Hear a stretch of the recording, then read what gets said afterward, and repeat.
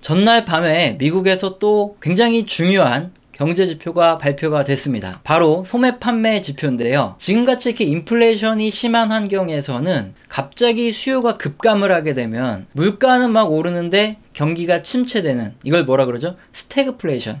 이 충격이 발생을 하게 되고요.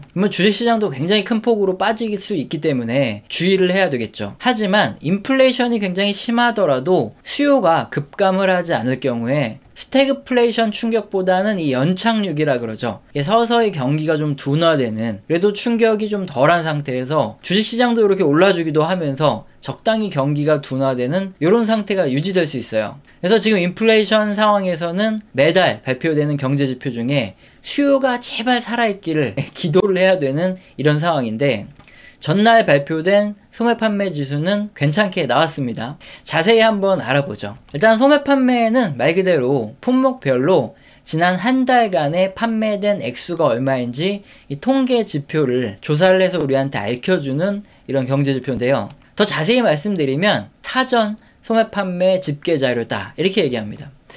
아니 뭐 소매 판매 자료면 자료지 또 사전 소매 판매는 뭐냐, 뭐가 이렇게 복잡하냐 생각하실 수도 있는데 뭐 아주 간단합니다.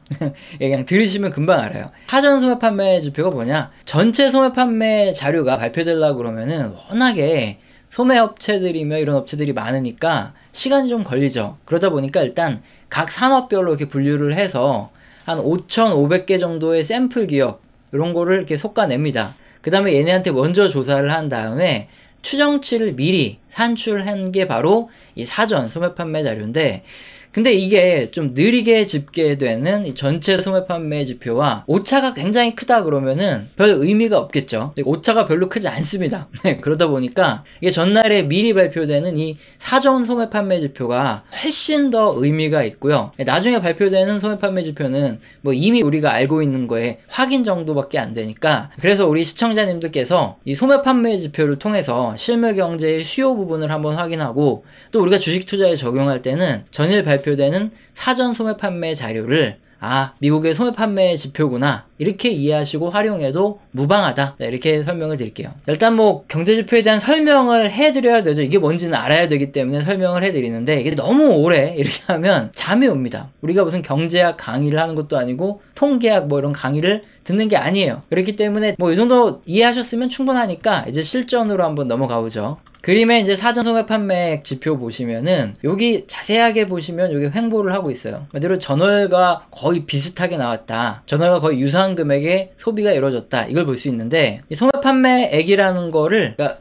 전체 평균으로 이렇게 보면은 제조업 기업들의 이게 평균적인 이게 매출의 변화다, 이렇게도 생각해 볼 수 있거든요. 그런 식으로 따진다 하면은 전달 대비 평균적인 기업들의 매출액이 별 변화가 없다, 이렇게 우리가 이해를 해도 충분해요. 그러면 보통 이게 제조업 기업들의 매출이 전달하고 이렇게 정체가 됐다 그러면은 그럼 그게 좋은 뜻은 아니죠. 성장을 하는 게 좋은 건데, 근데 지금은 좀 상황이 다르죠. 왜냐, 최근에 인플레이션이 워낙에 심하니까 사람들이 인플레이션 때문에 소비를 줄일 수밖에 없고, 그래서 소비가 굉장히 크게 위축되고 기업들의 매출도 이제 조만간 계속 떨어질 거다, 이런 우려를 굉장히 많이 했고 이게 상식으로 받아들여졌죠. 그래서 올해 내내 인플레이션이 굉장히 심한데, 그런데 실제 소비를 할 수 있는 소매 판매 지표를 보시면은 예상과 다르게 올해 내내 계속 올라가다가 이제야 꺾였어요. 꺾인 게 아니죠. 이제야 이렇게 횡보를 하고 있어요. 그러니까 다수의 상식과 약간 다르게, 예측과 다르게 실제 경제는 움직여 왔다는 거죠. 올해 초부터 사실상 인플레이션 얘기가 나오면서 소비가 뭐 다음 달에는 둔화될 거다 하면서 벌써 8개월째 둔화될 거다 이런 얘기를 듣고 있는데, 그래서 주식시장이 좀 미리 빠진 거가 있었죠. 근데 이제 지금 상황은 이게 실물 경제가 이 투자자들의 예측과 많이 다르다 하는 걸 요 다음 그림을 보면 좀 자세히 알 수 있는데, 이게 전년 대비 변화율이라는 겁니다. 이게 왜 중요하냐면은 요 2008년 보시고 2020년 경기 침체 당시를 보시면은 전년 대비해서 소매 판매가 마이너스로 떨어지죠. 이게 제로니까. 마이너스로 떨어졌다 그러면은 이거는 정말 심각한 경기 침체가 온 거고요. 뭐 주식시장도 굉장히 크게 빠지는 건데, 최근의 흐름을 제가 이렇게 확대해서 보여드리면은 아직도 10.3%입니다. 여기 쭉 떨어져서 이제 제로에 임박했을 때가 이게 위험한 건데, 이게 약간 오히려 올라가는 이런 모습이 올해 내내 나오고 있어요. 뭐 그렇지만 어쨌든 주식시장은 미래에 대한 예측에 따라서 다수 투자자들이 예측하는 대로 움직입니다. 이 그림이 소비자 물가 상승률이죠. 2022년 올 초 벌써 5%를 넘어섰죠. 그리고 최근에는 거의 8%예요. 다수 투자자들은 이 정도 물가가 오르면은 이제 곧 소비가 줄어들고 기업들의 매출 떨어지고 뭐 폭락할 거다. 올 초부터 계속 생각을 했는데 뭐 그래서 주식시장도 올 초부터 이렇게 계속 빠졌다가 자 근데 하반기에 지금 반등을 하는 이유가 이거죠. 이렇게 예측과 다르게 실물 경제에서 소비도 물가에도 불구하고 굉장히 견조하구나. 너무 과도하게 주가가 빠졌나? 이런 생각을 하는 분들이 많기 때문에 이 주식시장에서 일부 되돌림이 나온다. 원래는 한 요만큼 정도밖에 안 빠졌어야 정상인데 좀 과하게 빠졌다. 이게 지금 주식시장이 이렇게 반등을 하는 이유 중에 하나겠죠. 자 그러면 앞으로 이제 소매 판매가 계속 빠질 건지 어떻게 될 건지 뭐 다시 올라갈 수도 있는지 이런 부분의 예측이 굉장히 중요하겠죠. 그래야 뭐 주식시장이 앞으로 어느 정도 반등할 수 있을지 이런 것들을 확인해 볼 수 있을 텐데 오늘은 소매 판매의 세부 항목 요걸 보면서 한번 앞으로 예측 부분을 한번 생각을 해보겠습니다. 일단 그림의 검은 선은 뭐냐면은 소매 판매에서 자동차 및 그 딜러 관련 산업 이런 것들이 굉장히 큰 비중을 차지해요. 그래서 요거를 제외한 소매 판매고요.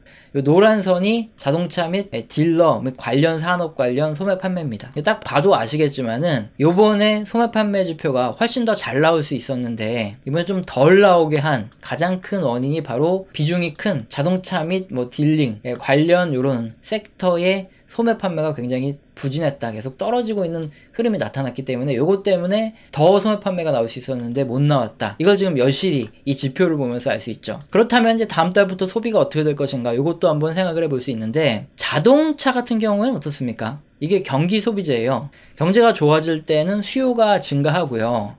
경기가 나빠질 것 같을 때 소비가 이제 급격하게 자동차 소비가 감소하는 이런 대표적인 품목입니다. 그래도 현금으로 매수하기보다는 뭐 대부분 대출을 좀 활용하기 때문에 금리도 굉장히 중요하죠. 근데 지금은 실물 경기가 둔화되고 있어요. 그렇기 때문에 자동차의 소비가 감소할 수밖에 없는 거고 기준금리도 높아지는 환경이기 때문에 상식선에서 볼 때는 자동차 판매가 이렇게 뭐 급작스럽게 확 올라간다 이렇게 보기는 어렵겠죠. 점점 추세적으로 낮아질 가능성이 높다 이렇게 판단을 해볼 수밖에 없고요. 그리고 자동차를 제외한 나머지 품목들은 지금까지 굉장히 좋은데 앞으로는 어떻게 될 것 같냐. 최근에 월마트에서 실적 전망을 하면서 나온 얘기가 있죠. 하반기에 어쨌든 인플레이션 때문에 제품의 소비가 감소할 수 있다. 이런 전망이 나온 거 봤을 때 역시나 이제 자동차 제외한 나머지 품목에 대한 소매 판매도 점점 완만하게 좀 감소하지 않을까 이런 예측을 해봅니다.